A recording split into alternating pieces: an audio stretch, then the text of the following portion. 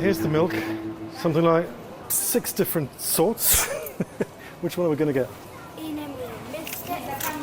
Well, no. Let's read what's on the label. Okay, wait a minute. Aiden, we're going to get organic milk. Wait a minute. Here's the organic milk. Oh, look, it's got happy cows on it. Do you think they're happy? I can test it. All right. Okay, nibbles.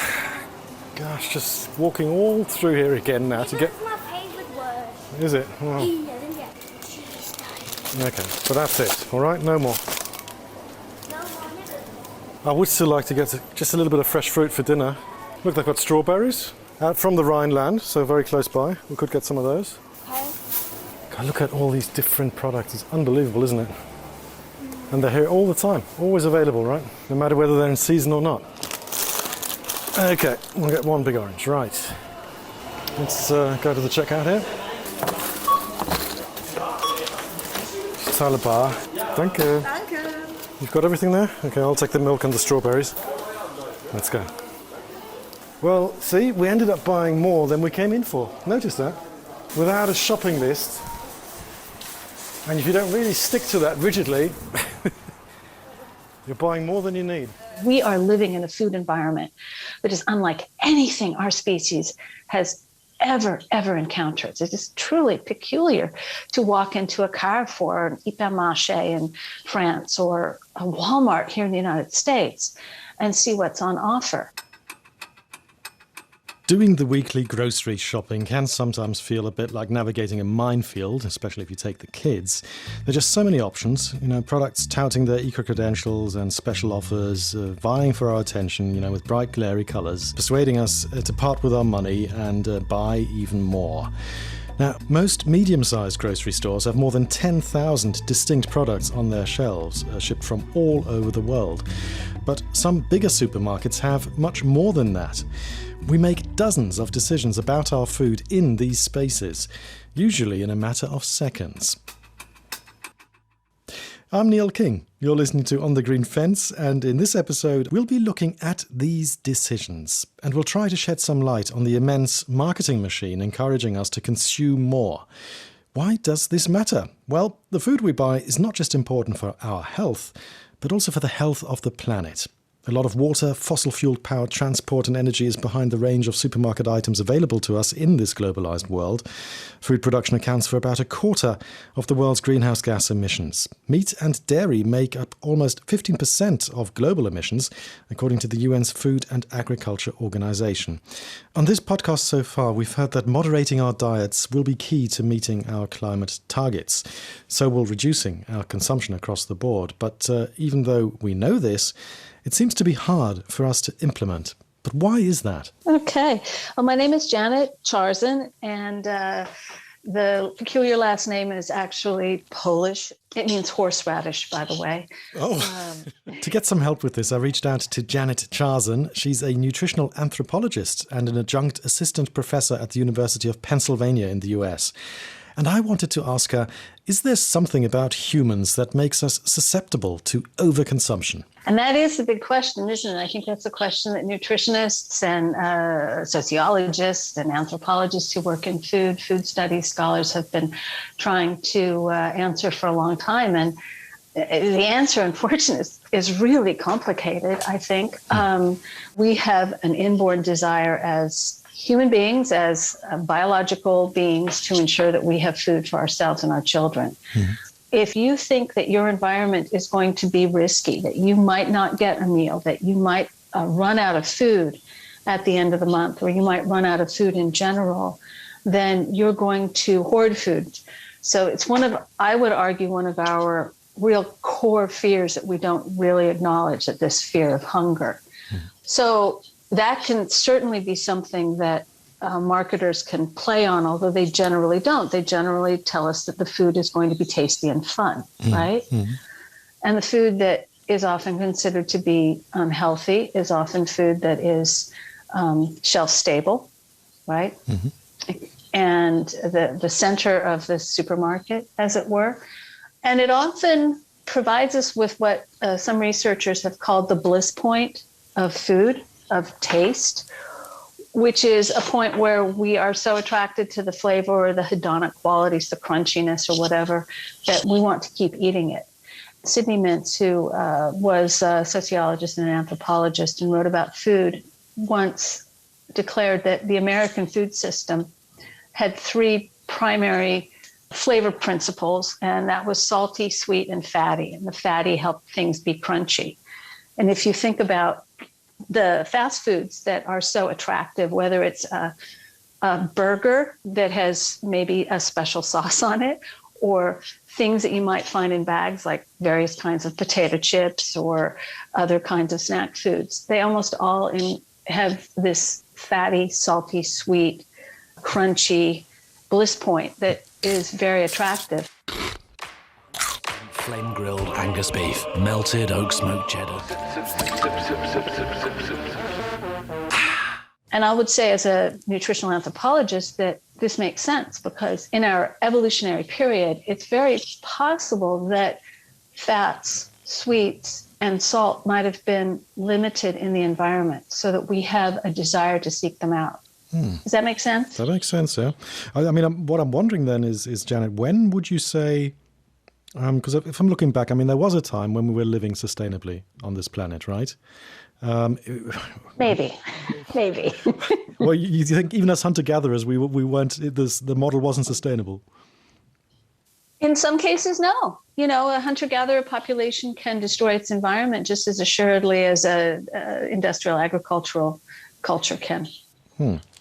Okay, well then, because I was just going to ask, when would you say did the rot set in? When did things start going wrong where we started to consume or hoard more than we needed? I don't know that has necessarily, there was a point where the rot set in. I would say that the tendency to desire salty, sweet, and fat has been with us forever. It might help that we have bags that are vacuum sealed now, and shelf stable foods and refrigeration and a whole bunch of other technical things that allow food to stick around longer and be available at all times. But I think that if you took a hunter-gatherer of 50,000 years ago and put him or her into a grocery store in any global north city, that hunter-gatherer would be very happy. You don't think he would stop at just one staple product? He would go for those 10,000 products that are in the supermarket and take them all home? Possibly, yes. Depending upon the level of desire to try new foods, it's pretty exciting. I remember many years ago, I was visiting a friend in England, and we went to, I think it was a Waitrose or some other supermarket that had a very nice selection and was quite large. And I was absolutely stunned by the various flavors of potato chips, that is crisps in England. And I'm not really a potato chip eater at all. But I remember buying just because I couldn't resist. It was something like lemongrass crisps.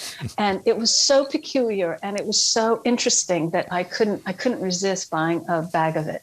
And we duly tried the crisps and were, I must admit, not very impressed and didn't eat them all. But I think that's pretty exciting. We have curious brains, our species. So the desire to try new foods is there. And that is, of course, something that marketers play upon, but they play upon it by reassuring us that it's already in the constellation of things that we like. Let's leave Janet there for a minute. So it might be in our nature as humans to prepare for food shortages by stocking up or consuming more than we need. We also find it hard to resist new things. We're curious and like to have a choice. And supermarkets have become very good at giving it to us. Here in Europe, self-service supermarkets began appearing in the 1950s. This is where customers were able for the first time to choose their own items off the shelves. And in the US, they made their debut a few decades earlier. Now, these shops were offering lower prices and a wider selection of products. The emergence of home refrigerators in the early 20th century also gave people the possibility of storing food for longer, meaning one could buy even more.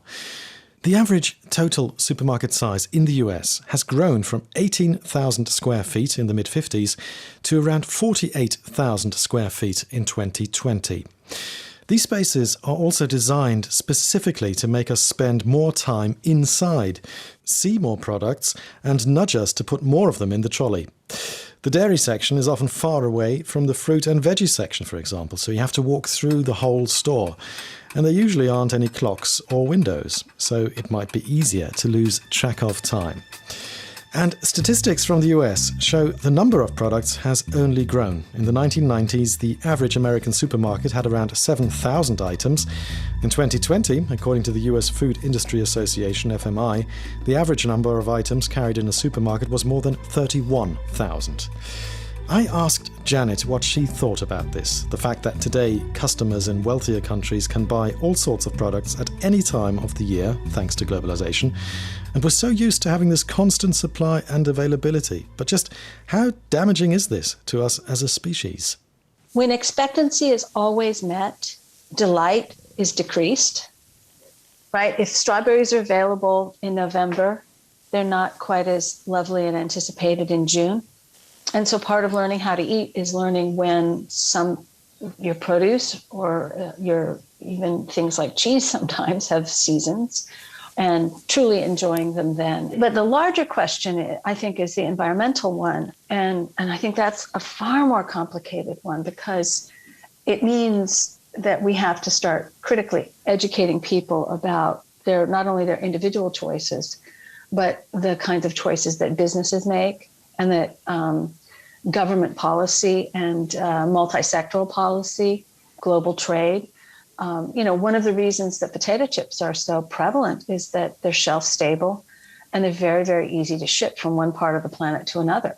Mm-hmm. The same thing with things like ramen noodles. They're impregnated with fat and salt, and you can ship them from anywhere to anywhere. And the return on investment is phenomenal because they can sit on that shelf until they're sold. And that's very, very different than something like an apple or a strawberry. If you are food insecure and you have money that you have to put to food and it has to last for a while, those healthier, perishable foods that, as a nutritionist, I would like to see people eat more of, tend to drop out of the budget. And it's not that people don't know that they need to eat them. It's really an economic reality that, unfortunately, shelf-stable foods are sometimes not as healthy as the perishables. Would that be a potential solution, do you think, if we wanted to, or if policy wanted to direct people to more healthy foods, to bring the price down? Would that incentivize enough? Is it just the price that's talking? I think it's the price and the ability to store. So the question is excellent, and the answer is absolutely yes.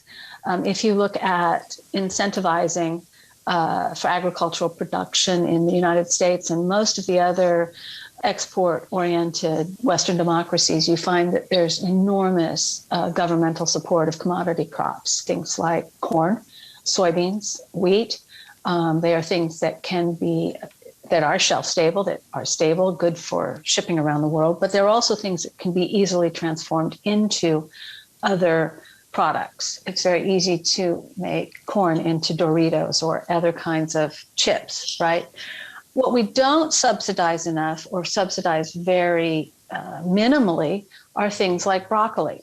So on the production side, we're not really subsidizing in any meaningful way the perishable fresh foods that would not only bend individual clinical health towards hopefully a healthier long-term outcome, but also could shift agricultural production away from perhaps some of the things that are using a lot of intensive pesticides, fertilizers, et cetera. So yes, on the production end, we're not subsidizing the right stuff. Right? Broccoli per pound can be more expensive than meat at the grocery store because we subsidize the supply chain for meat. And we also have a narrative in the United States that food choice is something that defines you as an individual, as a consumer. If you make the bad choice, you're a bad consumer, a bad citizen, a bad person. So we have a lot of blame talk around not eating healthy, but eating healthy is almost always so much easier for people who are comfortably financially off. If we also talk a bit more about the role of marketing, in our consumption patterns, how How do these teams of experts, behind products persuade us to spend our money on food that we might not otherwise buy? Advertising appeals to impulses that and fears, right? So I'll give you an example of something that is just passes by us. We don't even notice. If you buy milk or dairy products of some sort, often here in the United States, you'll find that on the package is a beautiful picture or often a drawing of a green field and a red barn, which is a very iconographic image that we have here in the United States of what a farm looks like. And if you see advertising for a lot of food products, you'll see that they reference this notion of the natural. And it obscures the reality that, of course, most of the dairy farms in the United States are in CAFOs, contained animal feeding operations, so that the cows are actually living in a big building. They're not outside, they're not on grass. That red barn doesn't exist except in our imaginary. But we see it and we feel secure. We feel warm and fuzzy. Oh, it's this wonderful natural product. It has heritage meaning because we see ourselves as a nation of yeoman farmers who bravely tangled with the wilderness, et cetera, et cetera. These symbolisms and the symbols, the signs and linguistic terminology that are used to sell food paint a very, very rosy picture that is often very obscured. I mean, if you're thinking about economics, we assume that a free market system depends upon knowledgeable consumers, and knowledgeable consumers require that what they purchase be transparent. And food, unfortunately, and as with many other products, is not particularly transparent. It's really hard to figure out where your food is coming from. It takes nature 90 days to grow the most golden oats, 7,200 hours to create irresistible honey, but it only takes you 3 minutes to enjoy every bite. We believe in food that's naturally beautiful and fresh, delicious and powerful, and full of nutrients. Whopper melts, inspired by the flame grilled classic, but with cheese, more cheese, caramelized onions, and toasted buns. I love frosted flakes, so they can be great. Part of a complete breakfast. The food advertising industry is worth a lot of money. Food, beverage and restaurant companies spend almost $14 billion a year on advertising in the US. That's according to the University of Connecticut Rudd Center for Food Policy and Health. Marketing expenditure in the US for grocery stores alone was around $1.6 billion in 2020. What you're trying to do is engage with the consumer to encourage them to purchase your products over a competitor's. And effectively, it's like a blind date. So you have less than 20 seconds to get the brand essence across from the look and feel of the product for a consumer to pick it up. That's Vari Russell. She's the founder of Food Marketing Experts, an independent food marketing and PR and social media agency that's based in the UK. I got in touch with Vari because I wanted to find out how marketing works, especially when the product might not be sustainable. Now, she says her company doesn't work with companies that harm the environment, but I put the question to her anyway. How do you get people to buy something that might be harmful? I think you have to find the problem that you're fixing or the pinch point that the brand is. So, for example, smoking, you could be playing on people's anxieties and playing on the fact that they replace a cigarette with food, so therefore it helps maintain weight loss, those kind of vibes. So you'd be drilling down to understand what the pinch points are for that consumer, understanding who they are, where they hang out, what they read, where they shop, and then targeting them. But it just feels really wrong to me to even be talking about it. But it would be, you would follow the basic principles that we would follow in good practice for good products. I think the days of kind of greenwashing are numbered because people really do see through it. As somebody, working in this market and who knows the ins and outs, can you give us an idea, just how much greenwashing is going on? I think greenwashing is going on.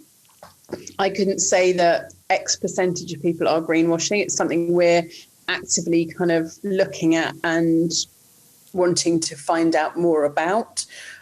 But I think, sadly, it is going on because people think it's the new way of attracting consumers. And to a degree it is, but the consumers for which the green ethics are really important are digging down and checking. So I'm hoping that anyone who is greenwashing will stop quite quickly because consumers are digging and finding the dirt and then sharing it.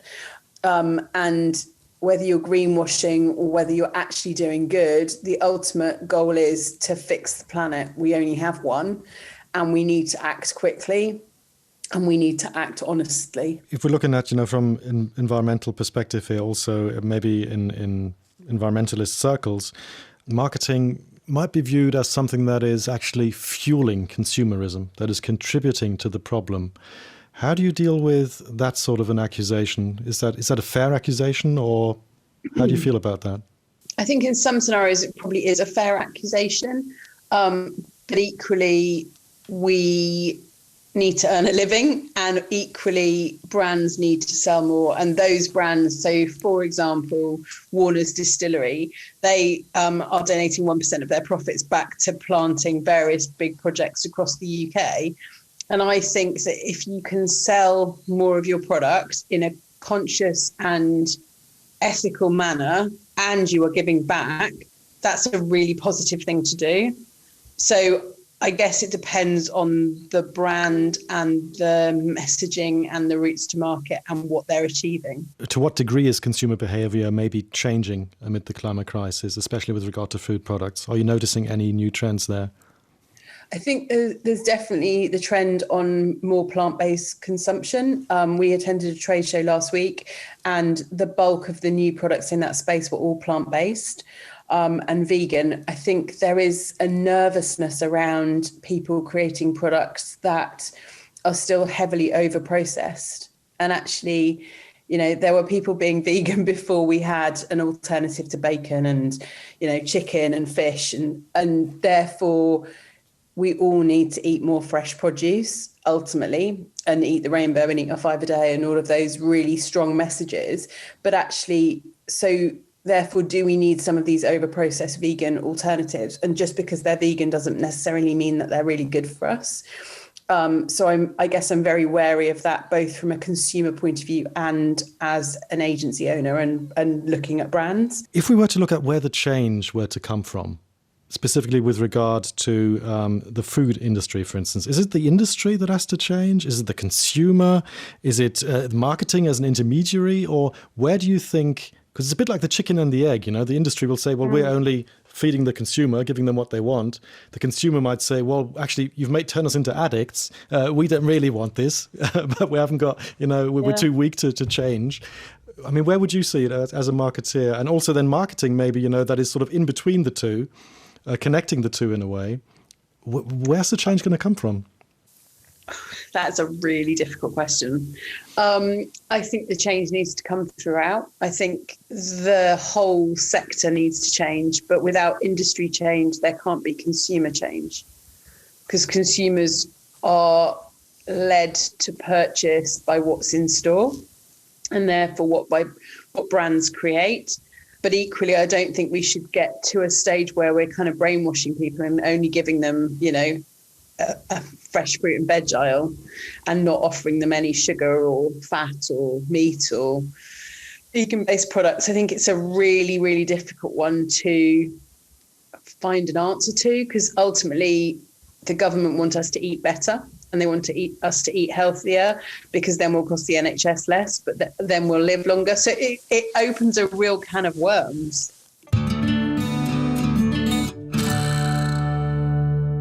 Making smart decisions about which items to buy can take a bit of product literacy and awareness, especially if you're concerned about health and the environment. We've already touched on greenwashing, and growing public interest in sustainability means that companies are jumping on labels like eco-friendly or 100% natural. And as Vari says, it can take a bit of digging to find out what that actually means. There have been lots of calls for labels to show a product's carbon footprint, for example, much in the same way that they already display nutritional values. That's led to a lot of debate and resistance. But I asked Janet where she sees that heading. Are we going to have more transparency in the food industry in the future? I think that in certain markets and certain sectors, we're going to see more labeling, and in other markets and other sectors, we're going to see the pushback. I know there's a lot of attempts here in the United States to have various kinds of labels, and the problem is always certification and authenticity. You can put a label that says natural. You can write natural on a product, and it means absolutely nothing. So I would think that it would be actually in the interest of certain industries to embrace this, because they could then harness those consumers. I would love to buy something in the grocery store that showed not only the food miles, but some kind of carbon footprint. And I'm sure that many, many other people would as well. I know my students are very concerned about this sort of thing. Often, I think more so than older people, because my students are more aware of climate change. Janet, perhaps a final question. If we're looking at the problem of overconsumption, if that is a problem and what we can do about it, can you perhaps give some tips to consumers who are struggling, with all the food-related decisions and purchases that they have to make? What can consumers do? Well, I think obviously I don't want to say, consumer beware, because that sounds a little harsh, but I would say just developing a set of preferences and tastes that we know to hopefully be healthy. I hate to use the word healthy because it has so many different meanings, and it is rather scary. I mean, we are living in a food environment that is unlike anything our species has ever encountered, which is why you're asking me these questions. It is truly peculiar to walk into a Carrefour or an Hypermarché in France or a Walmart here in the United States and see what's on offer. So how do you teach a child to be critical and thoughtful and reflexive? And the first thing I think is to do a pretty critical assessment of your own diet and figure out, what do you like to eat? What do you don't like to eat? Where did you learn to eat this? What kind of meanings does food have for you? I think this is kind of classic behavioral modification. If you're reaching for that potato chip or the Twinkie or the ding dong or whatever it is, why are you doing that? Is it because you genuinely want to eat that, or is it for another reason? And so that's kind of a bit of self-knowledge. Once you've identified the foods that you really like to eat and want to eat, really figure out where your food comes from, and to find ways of ensuring that the food you get is something that is, as from a consumer's perspective, as seamless as possible. Whether it's finding out where your local farmer's market is, which I'm an advocate of farmer's markets, so I got a horse in that race, so I'm going to tout that one.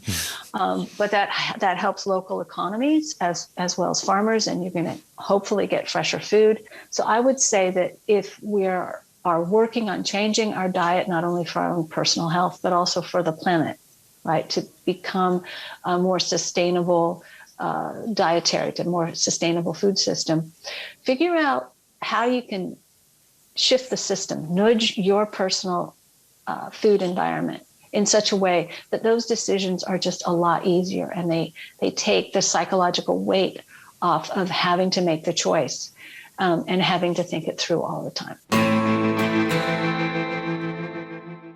Okay, so time for my main takeaways. First off, as a species, we've been programmed to seek out fat, sweet and salty foods because they were most likely limited in the environment a long time ago, as Janet said.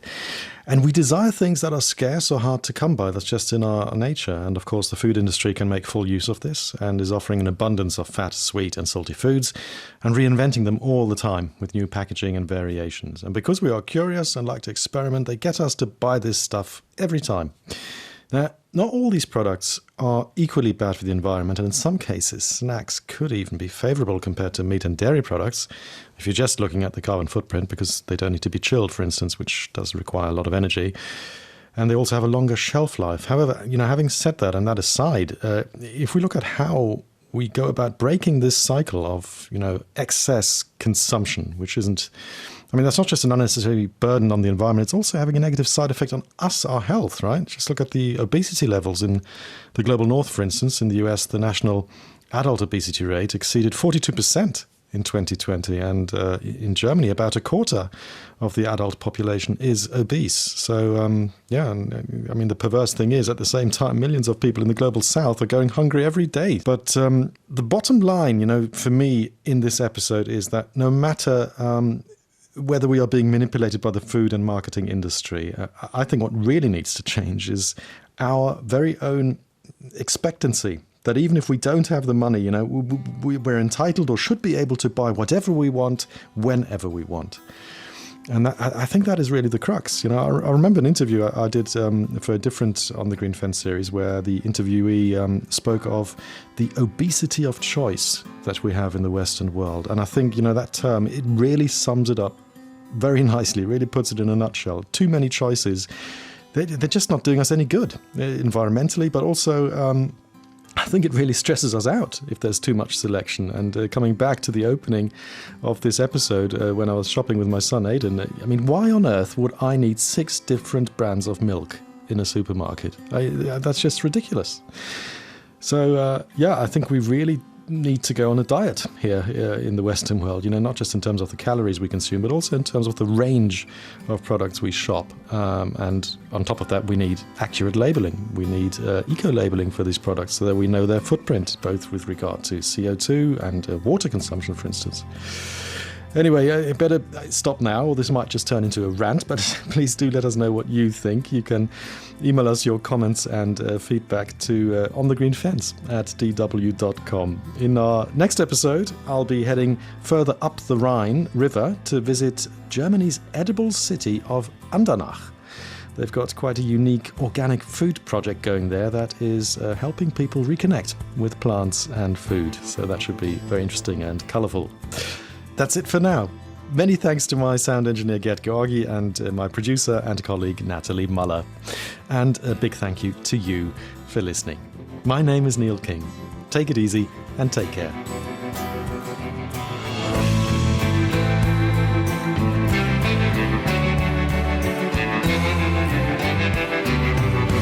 On the Green Fence.